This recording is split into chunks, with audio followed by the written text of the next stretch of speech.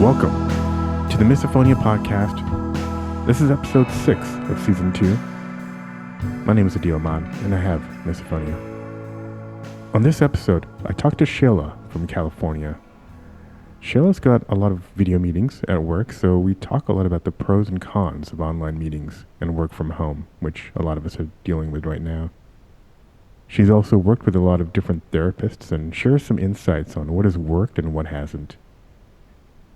She talks about how she advocates for herself around the people that care about her, and how she's working towards being able to advocate for herself more widely.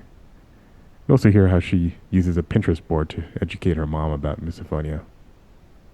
I want to make sure I acknowledge up front that the world, and it's most visible right now in the U.S., is going through a very tumultuous time right now with regard to race and injustice.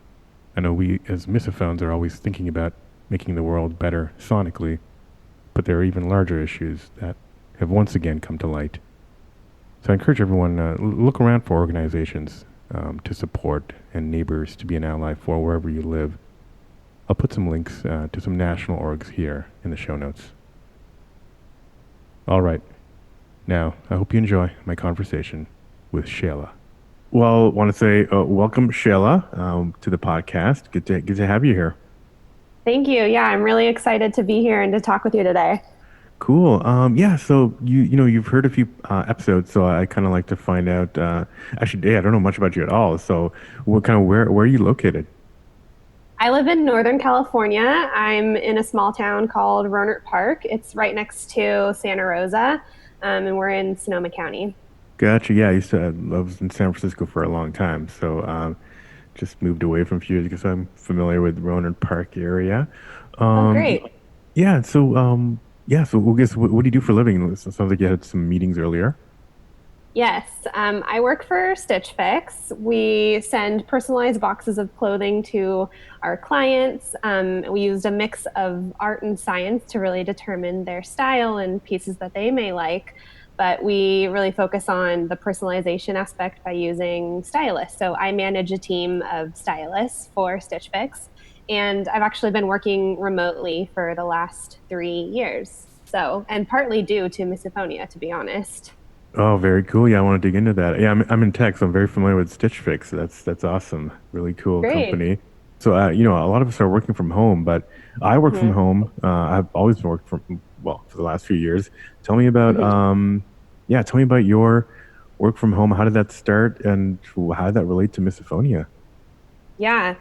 Well, before I was at Stitch Fix, I was in retail. And then I went back to school. I had what I like to call a college part 1 and a college part 2, which I think also kind of had a little bit to do with misophonia, and I'm happy to talk about that too. Yeah. But I finished up school here in Rohnert Park at Sonoma State, and just realized that I honestly kind of wanted my weekends back and my holidays back with my family, and found Stitch Fix, became a stylist myself. And when I heard that there was an opportunity to grow with the company and that it would mean working from home, I was intrigued with it because it was something new and it was a way for me to use my degree and to do something different, but also because I felt like I could have a little bit more control of my environment and to hopefully, lessen my triggers and to just feel more in control. I think that's been a main thing with me and like working through my misophonia is when I don't feel like I have control, that's when I notice it kind of takes over. And when I do have control, I'm able to kind of work through situations a little bit differently. Got it. Yeah. So yeah, I've heard that before. That the need to have control. And does that help you even if you are getting triggers? The fact that you have some control, it kind of maybe hopefully blunts some of the reaction. I think it helps my mindset a little bit more. And so, to be honest with you, most times when I'm on meetings, I'll have my AirPods in and I'll be listening to a white noise because I still live in an apartment. And sometimes, I can hear the music from my neighbors, the bass coming through the walls or something like that, which usually does trigger me. So I've found ways to make it work, but I think like having the control of a controlled environment or an environment that I chose to be in to do my work kind of lessens things and doesn't make it maybe seem as bad, like it's happening to me, where I used to feel that way, and still sometimes do in other situations. Got it. Okay, so so day to day at Stitch Fix. So you were in retail, and Mhm. your first step was to become a stylist at Stitch Fix, right? And I believe is that happen over Skype with your clients? So it's all online, and we Right. actually don't, as stylists, we don't have interaction currently with our clients. And so there's no Skype, there's no interaction really Okay. I at was thinking all of a with our different clients. startup or something. Gotcha. Okay. Yeah, a few do that, but we don't right now. But as a manager, I have multiple meetings a day. I do meet in video calls with my, the people who report to me. And so I'm in constant meetings, but most of our work is done through email.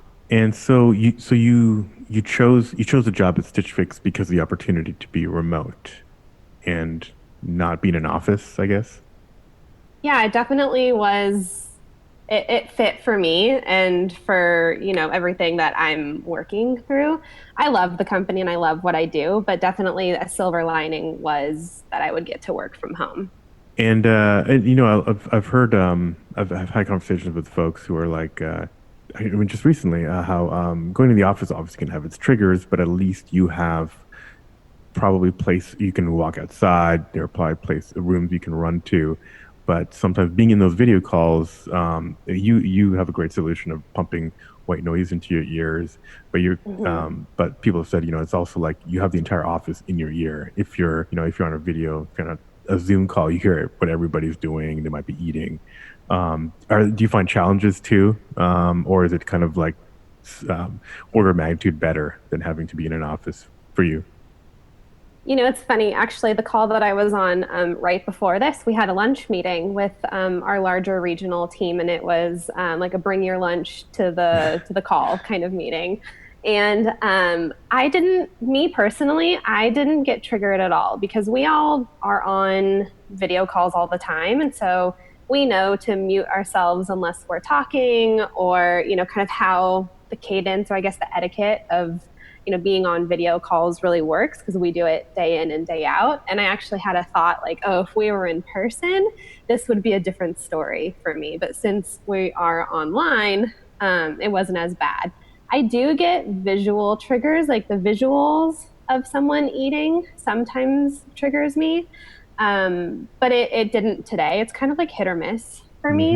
Hmm. It didn't today, but I was thinking about the differences between being in person versus, online in terms of a lunch meeting.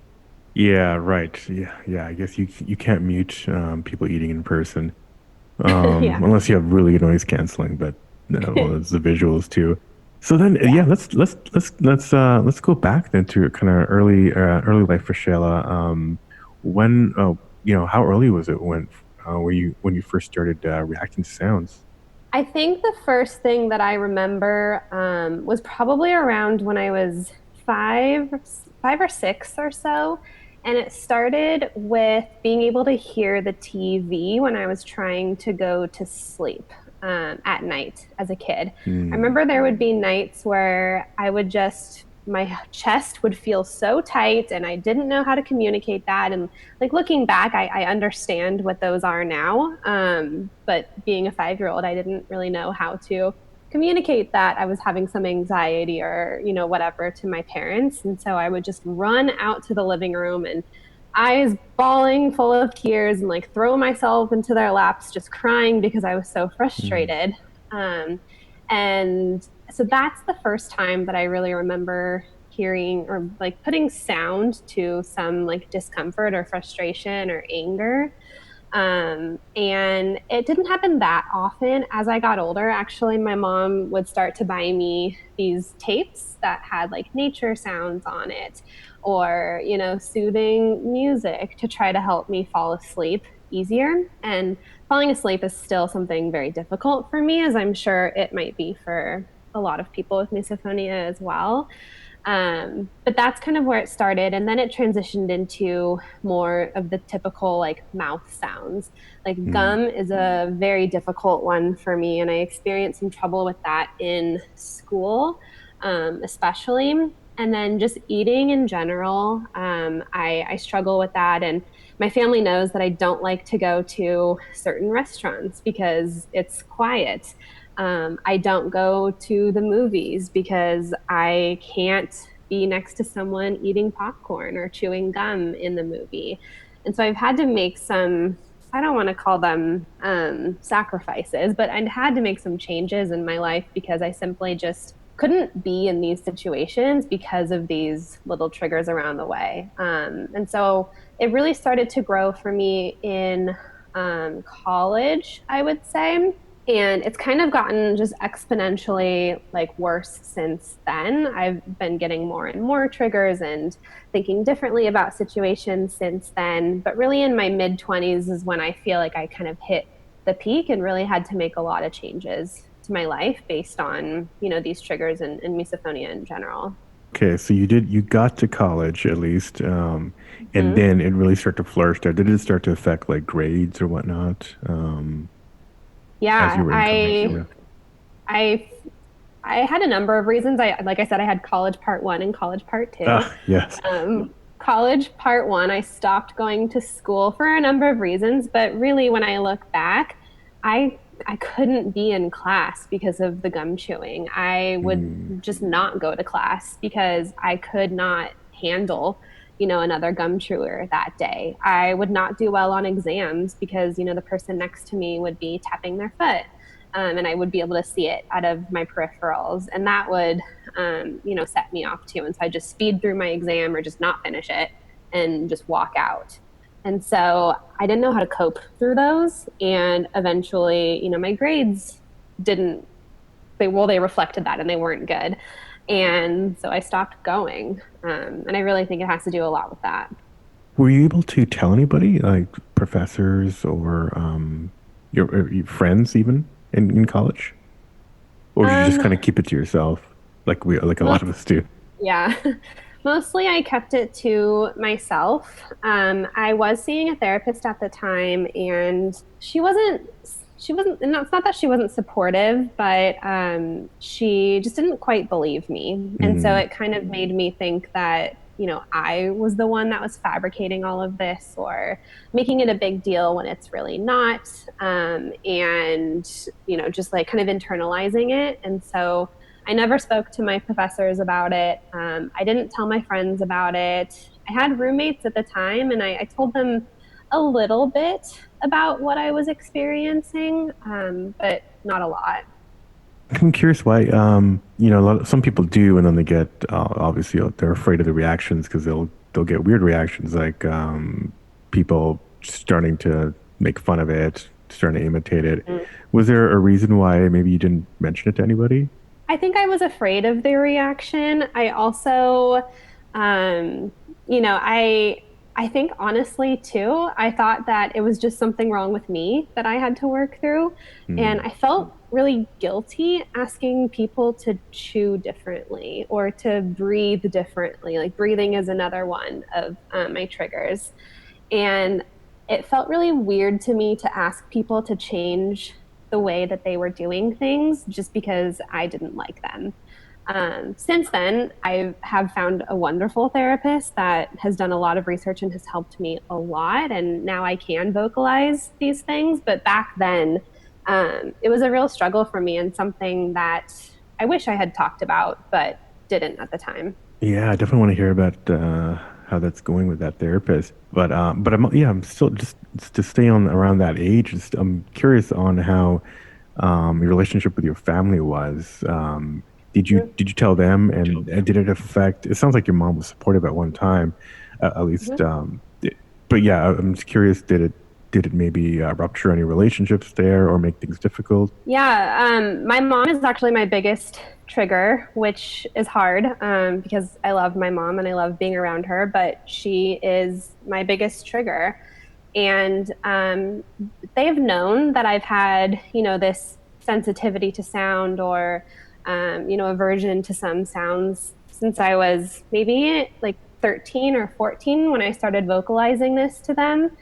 And my parents are very open and very, very supportive. And so they'd they'd understand, or they would, try to do their best to chew quietly every once in a while, but they didn't really start to make any adjustments or like inquiries about it until like 4 or 5 years ago when I was living at home at the time in between college part one and college part two. And I actually made a Pinterest board for my mom and I. It was a private board, and it was a place where I could pin articles about misophonia or how I would feel whenever I was like triggered, so that I could express it to her, because I found that the largest roadblock that we had is she didn't understand like the physiological response that I would have to her eating, or to like being able to hear her snore, or things like that. She just couldn't understand the impact that it had on me. And so that was how I showed it to her. And we still use that board. I still use it to like pin things to, and to communicate how I felt. But after that, I've found that she's really open to it. And, at Christmas dinner or Thanksgiving, or, we had Easter a little bit ago, we play music in the background now. And it's normal now, where that was not, a thing growing up. Dinner time was quiet. We had no TV on in the background, no music. But now we know that we have music on so that like I can feel a bit more comfortable. And I've also been able to vocalize to them that like, you may see me put my AirPods in my ears at dinner, but I'm just putting on white noise. But I still want to participate in the conversation, and I still want to be part of the family. So it's taken a few years for me to be able to express, myself and how all of this plays out for me. But they've done a great job at doing their best to understand and asking me about it along the way too. Yeah, it's very cool. And that physiological response that you get, yeah, is it similar to what you had when you were 5 years old, hearing the TV, or has that changed? It's changed a little bit. My first response now is to get really hot and really sweaty, and then to kind of feel that like tightness in my chest that I Mm, would feel initially as a little girl hearing the TV. But ultimately, whether one or the other comes first, they both are the first thing to come, and they both are, the consistent thing each time to this day. gotcha. Okay. Well, yeah, let's go to yeah, so you got out of college and things start to get quite a bit worse, right? I think you were saying Hmm. timeline wise. Okay. Yeah. Um were you so yeah, I guess you had part 1 and part 2 of college. So Yeah. after part 1 you went back home and you're probably getting triggered a lot there. Is that around when you started to see that therapist who's been helping you now, or was that later? It's slightly after. I came back home and got myself back into college actually, but was experiencing a lot of triggers just because I was living at home with, people that trigger me consistently, and also going back to school. This is also the time I was making the transition from retail to Stitch Fix, Hmm. which I think really was my saving grace, because if we go back to like that control aspect, I felt like, leaving retail and moving into a job where I could control when I worked, I could control the environment in where I worked. It was one area that I could control, and even having that, it made the others a little bit more bearable, even if I was being triggered in class, or even if I was being triggered when I was at home. I knew that I was moving in the right direction to continue to be able to give myself that control. And then a few years later, I started, or I guess a year or so into college part two, I started with my new therapist. And that's when things really started to improve. Okay, yeah. So let's hear about some of the so did you have to educate that therapist, or did he or she already know about misophonia in advance? She knew about it. She had never treated anyone or spoken with anyone who had it. But she already was familiar about it. And I remember, telling her about some of the things that I was working through and some of the things I was frustrated. I remember saying, like, I've done some research. I've never been diagnosed by anyone because no one's heard of it, but I think I have this thing called misophonia. And she immediately like lit up and was like, "Oh, I know about that." And it was really uplifting for me to hear, because it was the first time where I wasn't immediately shot down that it was, an anxiety thing, or it was just Mm-hmm. maybe like depression surfacing in a different kind of way. I felt heard. And then she did a lot of research too, which I really appreciated, to understand like how she could help me more. And she set me up with a few different people who I continue to talk to. Like I went to an audiologist, which I had always been curious to go to one before, to kind of see what my hearing was like. And I always had this theory that my hearing was a little bit better than others because of my misophonia. Turns out it's not; it's normal. But she was curious too, and so we went and did that. And then I did a few other types of therapies that she recommended. And you know, I don't think this is ever going to go away. I don't think I'm ever going to be like completely cured of misophonia, but it gave me some coping mechanisms that I'm very thankful for. And her just being open to doing the research and to, um, just not just believing me in general, that felt good. Yeah, and so and how had you heard about it? Obviously, you heard about it before you saw this therapist. Was it the usual, like seeing some articles on New York Times or something, or Googling around? Yeah, exactly. At this point, I think I discovered, that there was a name for this in my like early to mid 20s or so. And Hmm. I just was Googling things, and or like Facebook groups. Yeah, I was looking into and seeing what was out there. And then once I saw the name misophonia, then I continued to just Google it from there. And pretty much like self-diagnosed myself at that point. But it was helpful for her to say like, yes, I think this is what you have and what you're working through too.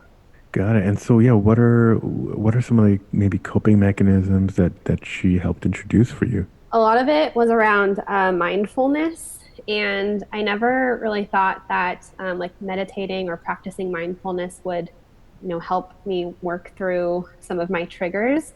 But again, control, it gives me control of my thoughts. I also did I did a few sessions with this therapist who, I forget what it's called, but we would do like memory recollection. And we would try to go back to, specific memories of my childhood to see, did this like spark somewhere? Did this start somewhere? And how can we reframe my thoughts around, something that may have contributed to that? And I liked that because it gave me a way. I was able to surface a few memories where like there was gum chewing involved, or there was, like snoring, and it helped me reframe those memories, which has helped me reframe situations when I get triggered currently. But I also did get a little bit frustrated because it felt like they were searching for like a specific instant, like, oh, we're going to pinpoint your misophonia back to this 1 second of your life. And I just don't think like that's entirely realistic, at least for me. I feel like it's always been part of me and always will be part of me. However, the ability to like reframe some of my memories has been really helpful. Gotcha. Yeah, I've heard that similar critique from people who have tried to use hypnotists to try to go back to certain memories, and they're always trying to like pinpoint it to one or two things as some kind of a Yeah. breakthrough, but that's usually not the case. Yeah. Those are interesting coping mechanisms. So but do they help you like right in the moment, like as you're kind of randomly getting triggered, or is it kind of something to help you come down from it, like a few minutes later or maybe later that day? I would imagine if you're getting, if you're hearing the gum, there's that you get that visceral hot and sweaty reaction, Hmm. regardless of whether you were going to meditate or not. So that's still rough. Do you find you're Yeah. like basically living in headphones now, like a lot of us? Yes, definitely. And like the mindfulness and the, being able to frame my mindset, it definitely is a coping mechanism for like coming down off of, being Yep. triggered.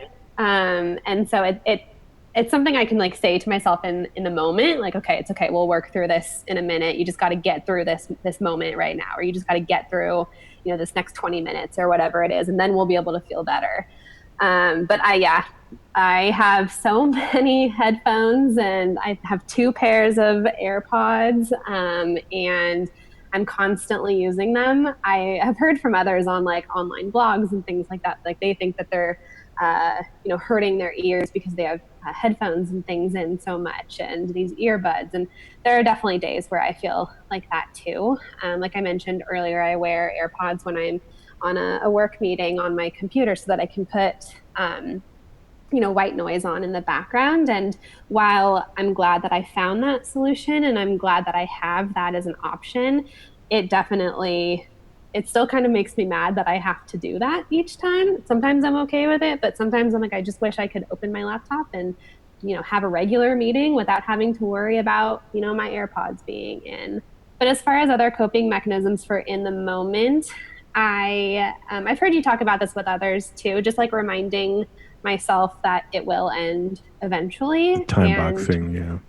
yeah, usually that works for like the first 5-10 minutes for me. And then Yeah. when it, It hits is that easier mark, said than done. Yeah, yeah. yeah, the first couple times I say it, I believe it. And then after I get, more in, it really frustrates me. I'm more of a flight person when it comes to like the fight or flight, especially when it comes to being triggered. I just have to get out of there. So if it is a situation that I can leave, I do. And that's always my first approach. And have you ever gotten any like negative, like people noticing that and giving you like a hard time, or has it kind of been fairly successful so far?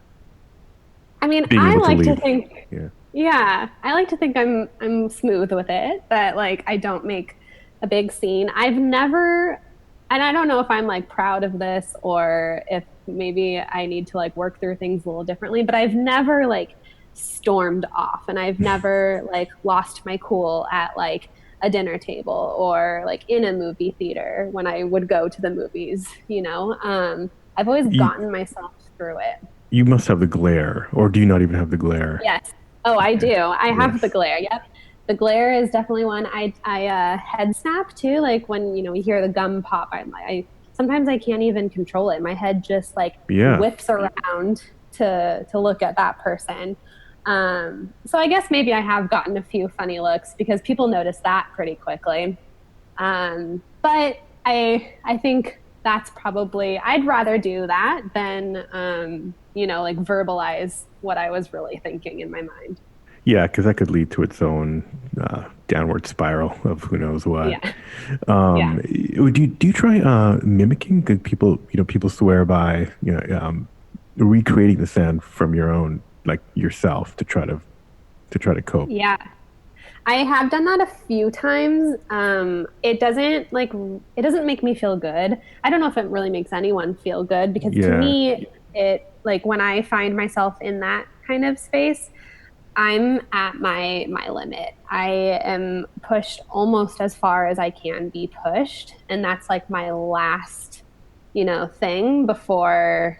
And that's in situations where I can't get up and you leave, can't leave. Yeah, or yeah, you're trapped. You're yeah, kind of screwed. So yeah, exactly. So mimicking is I not going to make it any better, right? At that point. exactly. And I just think it makes the other person, feel bad too. And maybe they don't know. Well, here's an interesting thought. I actually find myself mimicking or getting to that point when it's someone doing something that I've told them triggers me. And so maybe that's why I feel a little bit more, maybe that's kind of like my final go to is because then I feel like it's a personal thing. Like, oh, they know that watching TV in the room next to me really loud at 11:30 at night, like really triggers me, but they're still doing it and they're doing it personally to me. But I don't mimic, like I don't find the need to mimic anyone like in public or anyone that I like don't know. Really just those people who I know and I've talked to about it. Yeah, so the people who talked about it, you said like back in college, you hadn't really told anybody. Is Hmm. this now something that as you're older, something that you tell your friends, you tell maybe strangers too? I'm just curious how your process is and if and when you tell people. Yeah, I do tell my close friends. I live alone right now, but I had a roommate up until about a year ago, and she knew about it. And that's really because we had to make some agreements together so that like I could live sanely as much as possible. Hmm. But she was really open to it, and so like she knows about it. She'll talk about it with me. I had a book that I had read about it, and like she read it too to understand it more, which was great.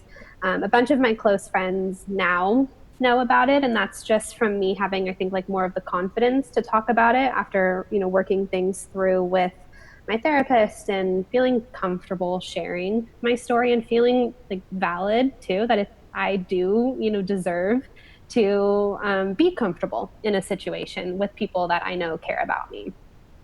um, I don't tell strangers. That's something I'm like currently working on, is the ability to tell strangers. Like if I'm on a plane and they're chewing gum, like after we've gotten off liftoff, that's a huge thing for me. Is I really get nervous about who I'm sitting next to on a plane, and what I want to be able to do is to tell the person sitting next to me that it's bothering me, or to just vocalize that in some way. But I did actually share with my work group a few months ago that this is something that I had and this is something that I worked through. And that was my first time sharing it with people who, weren't like my close friends. And it was in a large group setting. There was about 25 of us. And I Oh, shared really? So about not this. just okay. And these are all these are all they're probably not all your reports. No, they're my peers. Yeah, So, yeah. yeah, same level as me, and I work closely and interact with them, but just through, mainly the computer. We meet in person. Well, now with COVID, we don't, You're right. but we meet in person and have in-person events quarterly, and sometimes more than that. And so, we have really great icebreakers and different things like that. And in the spirit of being vulnerable, I shared this and was really nervous about sharing it, but it went over really well. And someone actually came up to me afterwards and said, like, I experienced some similar things, a little different than what you experienced, but something similar. And I really want to talk about it with you because I don't have anyone else that I can talk to about it. I'm still trying to figure it out. And so that's been really cool, is because I've been able to, grow a work relationship, but also just be there for someone who is also figuring out, does she have misophonia, or like, what does that mean for her? And like, what is she experiencing too? That's amazing. Yeah, my next question was going to be, as you've kind of grown more confident, and that's awesome that you've been getting more confident. Have you bumped into other people who have misophonia? Yeah, and that's great that you've been able to talk to this person. Mhm. Have you met anybody else at work or otherwise? No. And Not I, many of us have. So this is kind yeah, of a lot of the times this is the only time somebody's talked to somebody with misophonia. So yeah. And that's another reason why I was looking forward to talking with you today, is because, you understand what I'm feeling and saying and everything. So no, I haven't met anyone with it. And so just for, this girl to share with me that she had any kind of, noise sensitivity or anything like that was exciting for me to talk to her about. have you guys talked about maybe approaching Stitch Fix like HR or higher up to kind of like make yeah, give you guys I guess you don't need any more accommodations. You're kind of working from home. But it's always been kind of one of my a thought that I've always had is to try to um, have everyone talk to their HRs and try to make give Miss Winnie a little bit more visibility inside companies. Yeah. I have not talked to our HR or anything about it. We do travel a couple times a year for big conventions, and to be together as a large leadership group, and that requires, of course, like flying and staying in Hmm. hotels where we occasionally need to have a roommate as well too. And those things are things that I get very, very anxious about and very worried about, because of what I struggle with or because of my triggers. And so I have not brought it up But I do think that the company that I work for now, Stitch Fix, would be open to hearing about it and would be willing to support myself or anyone else in the organization with accommodations, as they can to make it as comfortable as they can for us.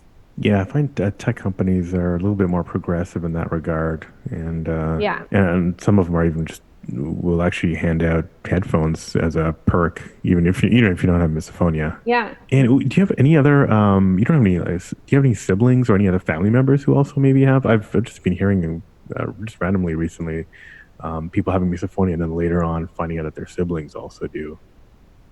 Yeah, so I have a younger brother. He's 3.5 years younger than me, but he does not struggle with misophonia or does not have it, and no one in my family does either. So I'm kind of like the only one here. Mm-hmm. Mm-hmm. It sounds like, yeah, you haven't talked to too many people with me. So is there anything, any other like insights you want to share with other people listening who are also kind of have been bottling this up for a while? Yeah. Um, I think it's just really important to talk about it, and that's way easier said than done. Clearly, I'm still learning how to do Oh, that we for all are. myself Yeah. too. I am still learning. I talk to somebody every day, obviously on this podcast. It's Yeah. nonstop.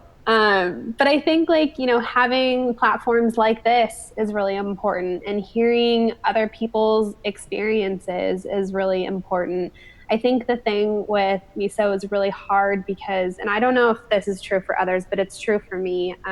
When I hear about other people's triggers, sometimes I'm like, oh, huh, that hasn't bothered me before, but then it kind of becomes a trigger. And so what has worked for me is to not focus so much on the triggers, but like what we can do to help ourselves through those situations, whether it's, like boxing in the time, like we were talking about earlier, or letting yourself know that like it's going to be okay in a few minutes when you can talk yourself down from it. And more of like the coping mechanisms. I know there's like a lot of research that is being done to try to understand more of it, and I hope that continues, and I hope that surfaces some new things. But as a community, I think it's important just to continue to like be there for each other and to not judge people for reacting the way that they do to their triggers, or like working through different situations. I have felt this many times while being triggered, that like I wish I was deaf. And I know I've heard that, on your podcast and from others as well too. And we've all been there, and it sucks. It's terrible. But there are a lot of good things that like our hearing does for us too. And I try to remind myself of that. It's a lot easier said than done. But sharing more of like the coping strategies and like what does work and what have you tried, because those are the like really positive things that can help bring us together and like move us forward from all of this too. That's great. Yeah, it's a great note to end on. Yeah, just share with each other, talk about it more with other sufferers, and hopefully new people too Yeah. that may or may not have it. Well, yeah, Shela, thanks again, and yeah, good luck with everything, and yeah, thanks for coming on the show. Thank you. So nice chatting with you today. Thanks again, Shela, and thanks everyone for listening. Let me know what you think on our Instagram or Facebook at Misophonia Podcast, or on Twitter at Misophonia Show. Hit the 5 stars on iTunes if you like the show. It just takes a second. Music is by Moby. And until next week, stay safe, work for a better, fairer world, and wishing you peace and quiet.